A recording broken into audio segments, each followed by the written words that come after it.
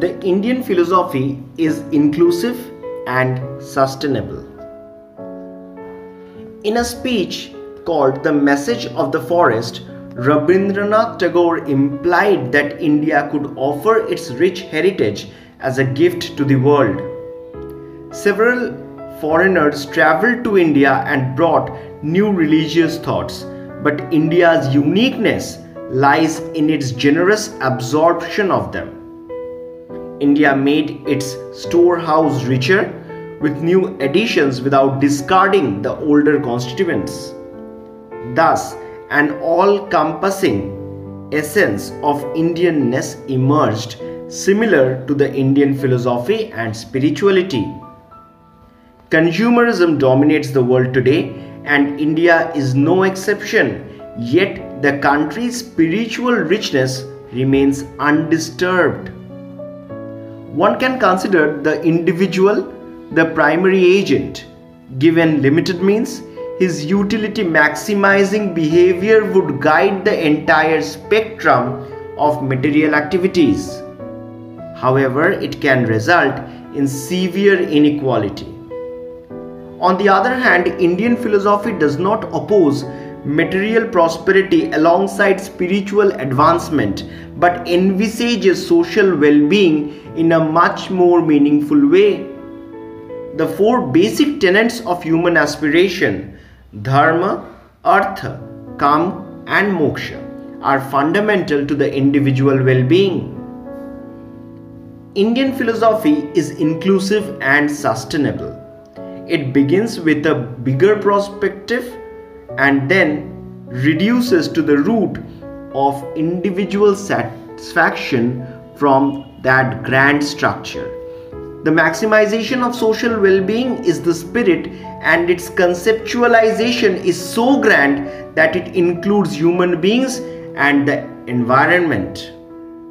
In this contextual framework, when one talks about individual satisfaction, he is influenced by unselfish forces.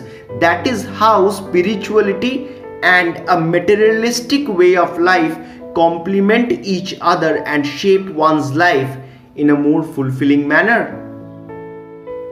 Materialism alone has its limitations, and new products cannot render a sense of unending fulfillment. Hence, ethical values must be combined with the material way of life to maintain consistency between the macro perspective and the micro behavior. When individuals pursue overarching tenets of peace and prosperity at the huge level, they enrich themselves too. However, if the individual attempts to attain prosperity solely for himself, it can damage the individual as well as the society. A fascinating aspect of philosophical economic convergence is its role in shaping the completeness in life.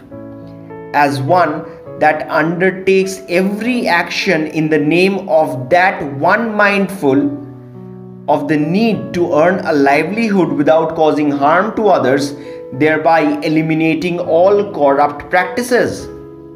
On the other hand, to remain alert and productive, one's body and mind must be in good health, for which spirituality is crucial. It involves meditation at both the physical and mental levels. As we march ahead with progress and prosperity facilitated by technological advancements, the role of spiritual heritage is more vital than ever. One must pursue it proactively to conjure practical solutions to the varieties of material life and think beyond their little interests. Well-being restricted to material dimension will never be able to transport an individual to a higher plane of consciousness and help him attain a sense of completeness.